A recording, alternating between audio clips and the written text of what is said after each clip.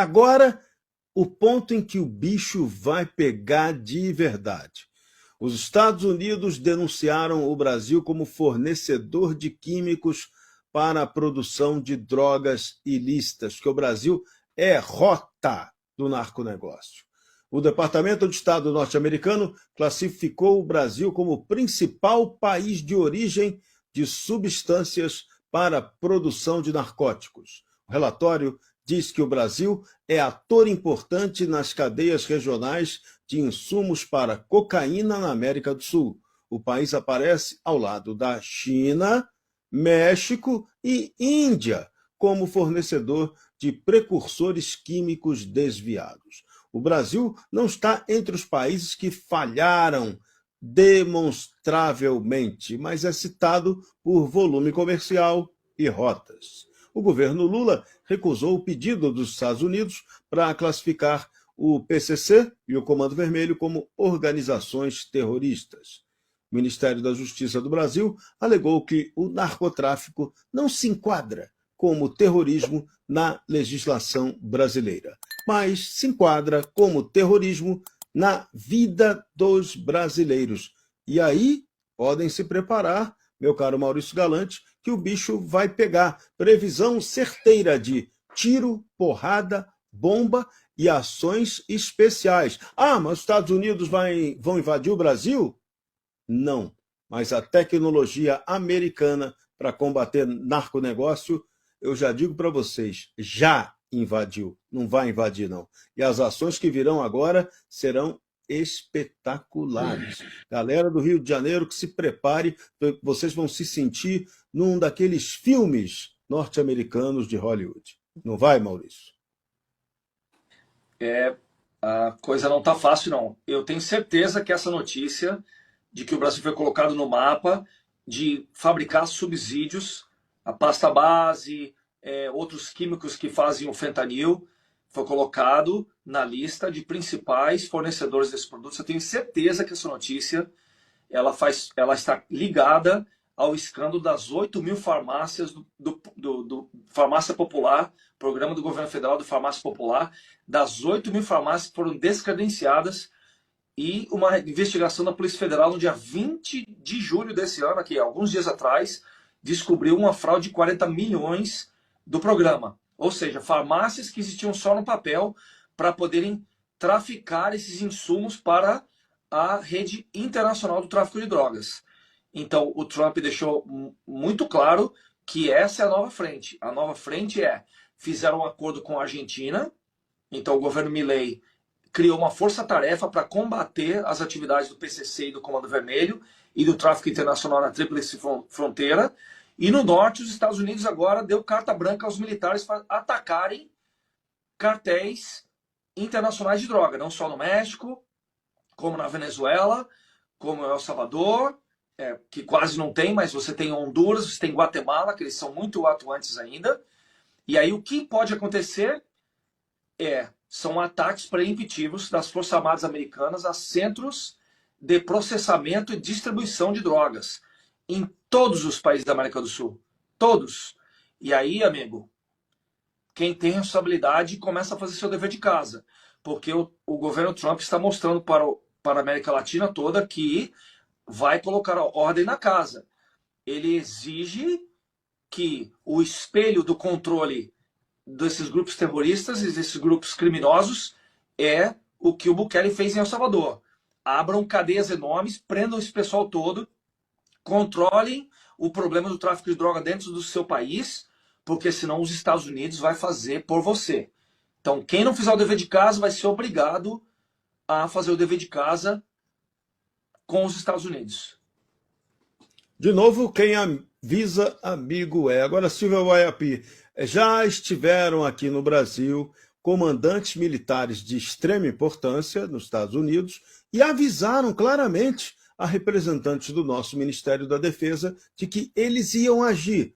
Só que aqui no Brasil a notícia que a gente teve é que a turma nossa fez cara de paisagem para eles, né? Dizendo, ok, tudo bem, tá. A soberania do Brasil está garantida, está tudo certo, né? A gente ainda ouviu esses papos furados, né? Papo melancia, né? Mas garantido aonde? né, se nós não temos nem condição, né, de proteger as nossas fronteiras. Quer ver? Quando você fala, por exemplo, sobre essa questão do narco, é sabido, né, algumas pessoas, por exemplo, da população não sabem, mas se você for fazer alguma pesquisa nesses sites, né, você vai perceber que é incrível o quanto que terras indígenas são utilizadas para fazer a operacionalização e o refinamento de droga. Em 2017, o irmão de uma ministra, né, na época não era ministra, foi preso só com 2 toneladas e 300 quilos de maconha, né, e que eles estavam prensando, né, dentro da aldeia. No ano seguinte, ela concorre, né, defendendo o uso, a liberação da droga, né, dizendo que fazia parte da cultura indígena quando nunca o fez. E vocês sabiam que eles se utilizam disso para evitar fiscalização e polícia em terras indígenas? Inclusive, houve a defesa no STF, né, da derrubada de 3 artigos importantes do marco temporal. O 20º, 21º e o 22º, que fala que as forças de segurança ou a defesa, né, não precisa de autorização do pajé, do cacique, da FUNAI, né, do espírito da floresta, para entrar em terras indígenas para fazer fiscalização. E óbvio que sofreu veto, né? Nós derrubamos o veto por entender e conhecer muito essas regiões, principalmente da Tríplice Fronteira, né, onde você encontra muito desse caminho nessas regiões e a atuação do narcotráfico também. Inclusive, no marco temporal, houve a defesa de um dos integrantes, né, dessa trupe de representatividade que fosse tirado da Constituição a expressão brasileiro quando se referir a indígena, tá? Para que você pudesse facilitar o acesso e o movimento de outros vulgo indígenas em solo brasileiro ou guerrilheiros travestidos de indígena, né, para que eles pudessem atuar nessas regiões.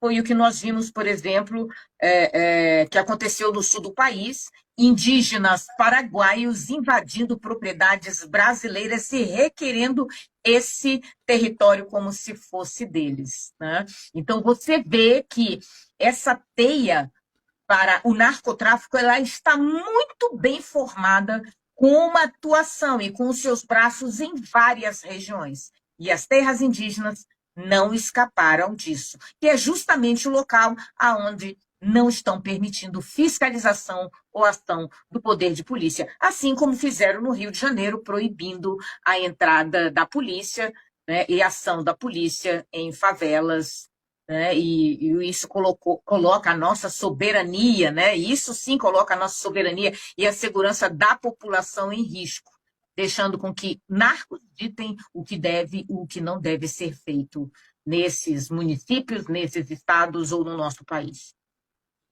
Você está ligado no Bradock Show, oferecimento Golden Brasil, e aquele que deve levar a primeira traulitada do governo dos Estados Unidos da América, todo mundo já sabe, é Nicolás Maduro.